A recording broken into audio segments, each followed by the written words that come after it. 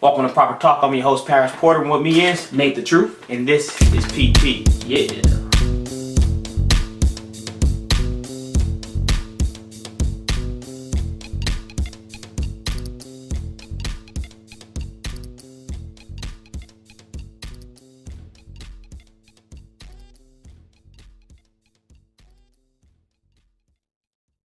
Welcome back to Proper Talk, and today we're going to lead in straight with some hot topics. Oh yeah. NBA's kicked off, training camp is going. That's right. And with that being said, our first topic is some devastating news to the Philadelphia 76ers fans. That's right. Ben Simmons has hurt his foot, guys. He's injured his foot, and he's joined a long line of what seems like to be high lottery picks from the 76ers getting injured. Exactly. So what's going on over there? So they're saying in training camp, before we jump on into that, they're saying that during the final scrimmage on, past Friday, Simmons hurt his foot. Right. Rolled his ankle, ended up hurting his foot. They're saying it's the same injury Kevin Garnett had that he had to end up having 3 surgeries on.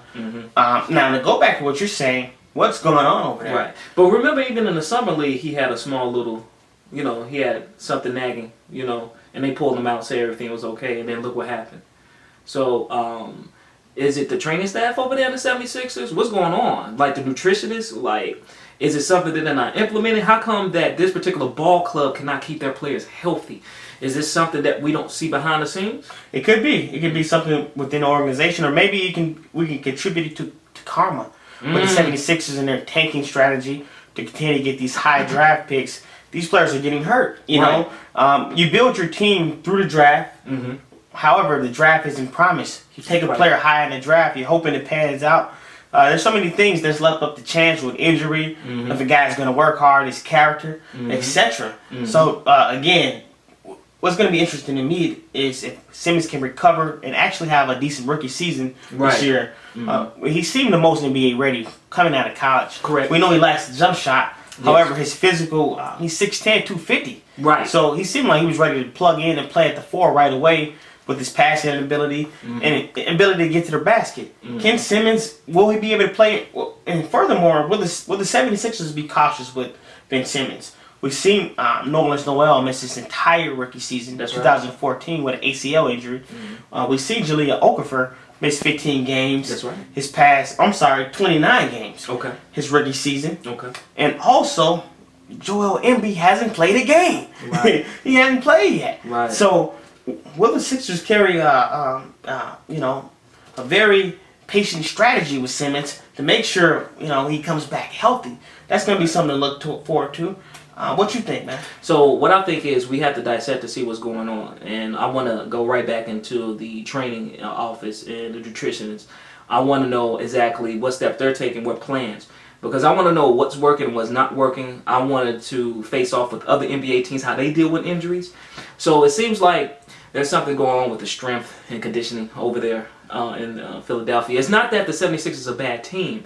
I think that they're poorly managed. I got you. So you got a lot of these young talent that's coming into the NBA, and they're not having them NBA ready. Right. And that's the biggest issue. So yes, I will point, at this point in time, I will 100% say I will point the blame towards ownership. Wow. And I think they need to get it together because... So you looking at the strength and the conditioning program directly. So you're saying there's something within the organization that's helping what's causing these players to get hurt. That is absolutely correct, because I mean the patent has already been shown, the writing's on the wall.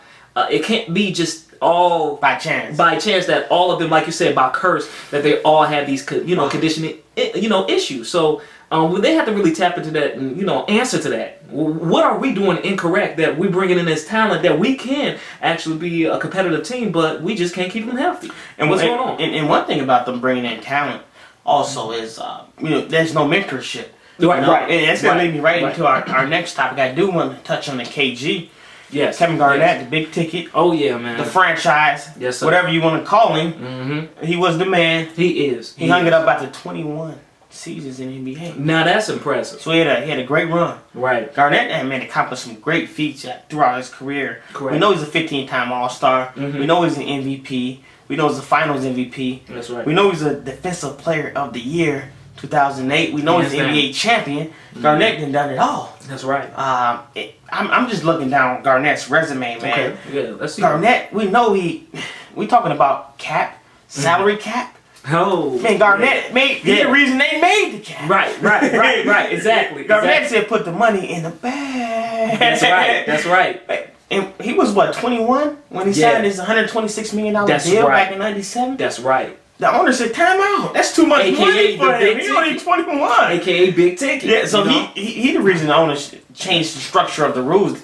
He calls the lockout when he signed his deal. That's right. So the Big Ticket, we know he made the most money in the history of the NBA out of any player throughout his 21 playing career. He made the most money salary wise, so he continued to get them checks. That's right. So the Big Ticket definitely paved the way off the court as far as pushing the envelope forward to help the players get more of the share of the pie or what they're entitled to or what they should be because of what they bring to the table.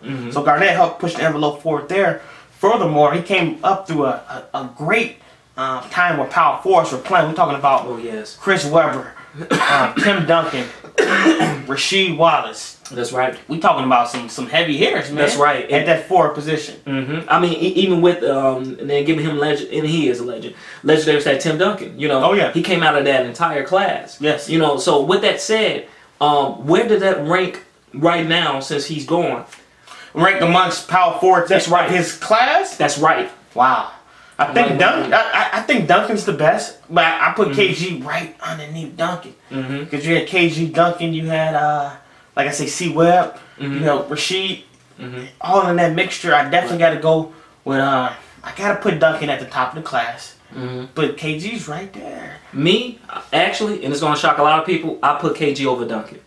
And the only reason why I say this is because how KG came into the Minnesota Timberwolves organization. Yeah. He didn't have mentorship like Tim Duncan did when he had David Robinson. He had David Robinson at the whim. So, and also too, I mean the Spurs, I mean they were still a competitive playoff team. Yeah. As in the Minnesota Timberwolves, they were still in their building state. Well, the reason why the Spurs got the top pick is we know Robinson got hurt the prior year. But you had veteran players, Avery Johnson, Mario Elliott stepped in, Sean Elliott. So you had guys who were ready to play and contribute and go for that championship status right away. Right. So Duncan's played under Coach Popovich's entire career. That's correct. He had played. Right. It's going to be interesting to see what Tim Duncan, does after. Tim Duncan is still, to me, top 5 power forwards in the NBA. But don't get it twisted. But you say he's better than Garnett. I believe Garnett is better than Duncan. Ooh, I believe so. That's tough. I believe so because I mean it's all about. I didn't say Duncan didn't have the will. I mean, as Shaquille O'Neal always allude to, he's the big fundamental. Yeah. But I mean, given Garnett's size and given his will, and and I told you, I tell you multiple times, I love scrappers. I love people that put in that hard work, and you can't tell me Garnett didn't put in that work. You know what I'm saying? Every single night. See, his intensity level. It was. He gets in your head. Remember during games. After the foul is called, you shoot the ball, he'll block it to break your momentum. Yeah. It's those small little things that I noticed that the Big Ticket has done that puts me, personally, puts him over Duncan because of that small things like that. I will say that they both had an immense defensive presence on the game. We know that they were great defensive players. The distinction between the players were the offensive games. We know Duncan can stretch it out. Yeah. He had a very versatile offensive game as a 4. Yes. He backed you down. Garnett was more perimeter oriented. He can bang with you in the post, but he was more of a fadeaway guy on the perimeter, catch and shoot, hitting range jump shot. Yeah. He would have been a great stretch 4 in today's NBA if he came up doing that and he would practice his 3-point ball. Garnett would have been that he would have fit right in. Man. And from 2 really Hall of Fame caliber power forwards, we're talking about Duncan and Garnett, to another one. Okay. Arguably, Chris Bosh. He has a situation going on with the Miami Heat right now. Right. That you and I want to jump into. Okay. I found this very interesting. I'm trying to figure out how to develop my perspectives on this because this is a very touchy subject. Yes, it is. You know, it's tough to know what to believe, what not to believe. Correct. Both sides have agendas. And when I say both sides, I'm talking about the Miami Heat organization versus Chris Bosh. Right. And I hate to say it like that, but that's what this has developed into. It has developed into my word versus your word, my doctors versus your doctors. Right. You know what it is? I think it's the Big Three conspiracy. Ever since the conjunction of LeBron James, Dwayne Wade, and Chris Bosh, there's been something going on in terms of their value, right, and what they've contributed. You know, and I think the Miami Heat like treated this, and I'm not mad at them for it because that's what it is. It's mostly his business. And I think those three was coming into the situation thinking more of a dynasty, like a family oriented, something like the Spurs. You know, we'll take care of you. And it didn't shake out to me. And it didn't materialize. I think LeBron James felt a certain way. We know he was the first one to leave out of the Big Three. That's correct. When he seen Miami cutting payroll prior to winning championships, and you know getting ready to help and put more on the backs of the players. So he felt a certain way about that, and you know it's come out through reports. With the Chris Bosh situation, with the him being diagnosed with the blood clots, yes, and finding a way to treat it, and that's a serious, it's a serious health problem. It is, it is.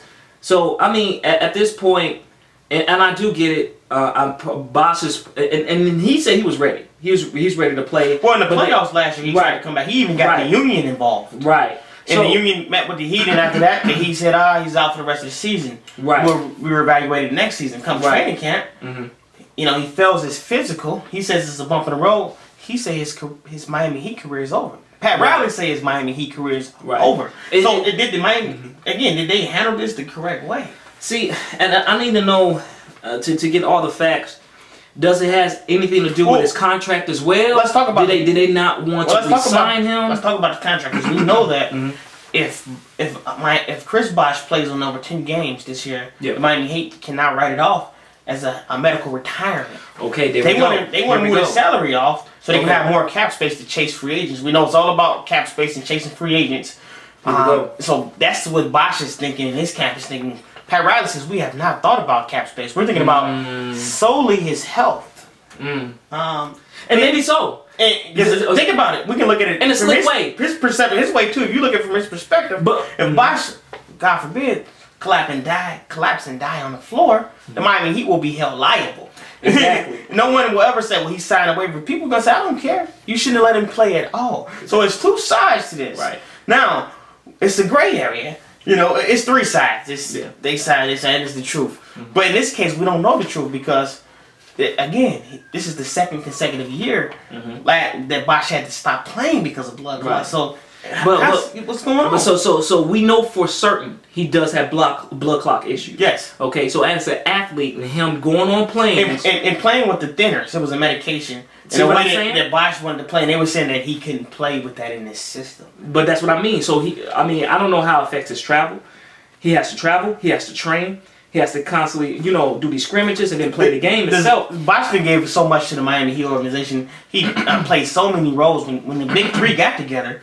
He deferred, gave up his shot attempts. He's been a solid soldier. He could have left when LeBron left the same offseason. The Houston gave him an offer. He stayed. And this Pat Riley and the Miami Heat organization owed Bosh the courtesy of letting him go out on his own terms. Or is it strictly business? What's your perspective on that? My perspective is this. You have to know who Pat Riley is in his mindset and how he wanted to run his organization. So they can tell you one thing, but what is their agenda and exactly where is the Miami Heat organization trying to head into? By picking up the Big Three, I saw that they wanted to win now. They didn't want to build like a dynasty, really. But since LeBron's left, Wade's left, this is rebuild mode. Right. But you're trying to win while you're rebuilding. Right. But to move his money off the cap is if he continues to get hurt and he have these issues. Well, they don't want to be like the 76ers. Let's say that Bosh, he gets hurt again. You re-sign him, you got all this money that you given to a potential player. Now, I'm not saying he doesn't deserve it, but at the same time, now you put the whole organization at halt. You understand? For you to acquire new talent or veteran leadership. So, I mean, from Miami Heat's perspective, I can understand business-wise why they're doing this. Maybe it's time for Chris Bosh to just, wrap it up. And Well, Bosh seems adamant about playing again. That's for certain.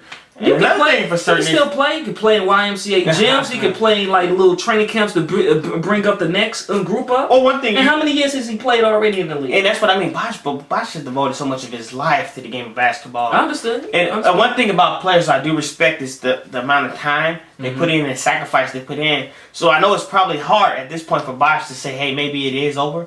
I know LeBron James has come out in support of Chris Bosh. Right. And it has stated that, hey, you know, man, well, I care about your health first.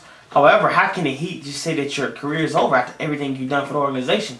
And I'm paraphrasing here, but that's essentially what LeBron was saying. So, yeah, but you know what they were. You know what they were before you got there. Well, man, one thing I'm going to say is Pat Riley's had a bad few off seasons, a bad 3 in a row now. Yeah, that's what I'm saying. We're falling out with the big 3. We're falling out with LeBron, making comments about LeBron and his decision to leave. Right. He ended up sounding like Dan Gilbert. Sounded when LeBron left Cleveland to go to Miami. He sounded as bitter. Right. And then you lost the face of the organization, Dwayne Wade. You didn't want to offer up the money. Now you're losing Chris Bosh. It's not a good look. And maybe all that cap space you're trying to save up, maybe it's going to be all for nothing. Because maybe other stars are out here watching the way you're treating the stars that you had. They see that treatment. Maybe that's going to deter players from going to Miami. Right. You have to learn from your past. You saw that Michael Jordan was the best player in the league, but he didn't even get paid as much. You understand what I'm saying? You have to. This is where I believe the youth need to reach out to the ones who paved the way and ask these questions, so they won't run into these issues. I believe they were probably warned. I think they told them, "Hey, I understand what you guys trying to do, but understand this: they're not going to value you as much as you think. You're not going to get paid what you actually are valued at." Right. You know, so. Listen, I think they were warned behind the scenes by veterans. Well, and I know they come in and said this is bogus, but yeah, but you knew what this is about. For sure. So I'm not saying it's right. Don't get it twisted. I'm not saying is what they're doing to the big 3 is correct, or Bosh's situation currently is, you know, the way to handle it. But you knew who they were when you got into it. Exactly. But one thing again for certain is that this is an ugly ending. It's gonna be interesting to see if Bosh plays again in the NBA. It sounds like the Heat want no part of him playing. Is he gonna be bought out of his contract? How will this all end up? Me and you're gonna stay tuned in on this. We're gonna also make sure we relay this on this. You know, proper talk. We're gonna let it be known. But we're gonna end this one here. Yeah. This was our hot topics. Tune into our next episode. We're gonna do a breakdown of each NBA team before the NBA season starts. And remember to subscribe, like us, leave comments. Even if you don't like today's episode, let us know. Give us your comments, your feedbacks, what you think, and what else would you like us to research. So tune into our next episode. We're gonna be looking at the Miami Heat organization. We're gonna look at the state of the Miami Heat, as well as the state of the Minnesota Timberwolves. All right. It's been one. PT. All right.